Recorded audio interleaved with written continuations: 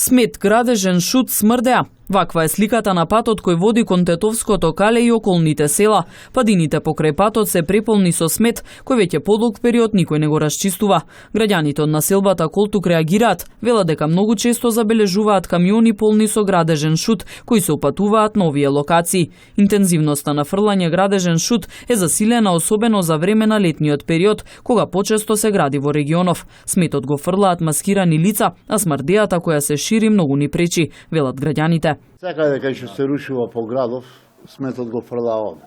И тоа не е тоа правилно, мислим. Колку често сте забележали тоа? Поскоро сега во задње време помалу има, а порано многу. Секој ден скоро. Камион 2, 3, 5, 10. Кој може да знае тоа?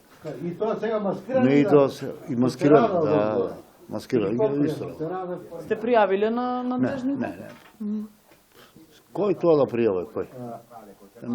Овде местна заедница нема да може да пријави. Меѓутоа ние како народ гледамо и стварно мирис има голема. И за реката, и за нас овде како граѓани едно мало. Не е уред, многу не е уред.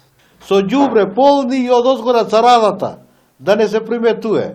И кида ќе го фрли нагоре, ете ти го по 5 минута ќе слезе надоле празен.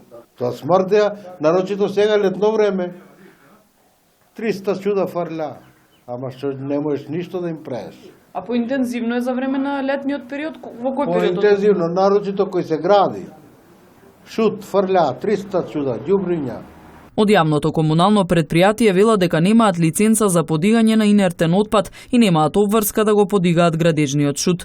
Нивна надлежност е подигањето на сметот од контейнерите и тоа смет во мали количини, односно до 100 килограми, како и чистењето на улиците. Оттаму информираат дека на патот кон местноста Бањиче фрлен е градежен шут од 20 камиони, но тие немаат надлежност за негово подигање. Велат дека општината треба да распише тендер за обезбедување компанија која ќе го депонира шутот. За ова прашање од општината не успеавме да добиеме одговор.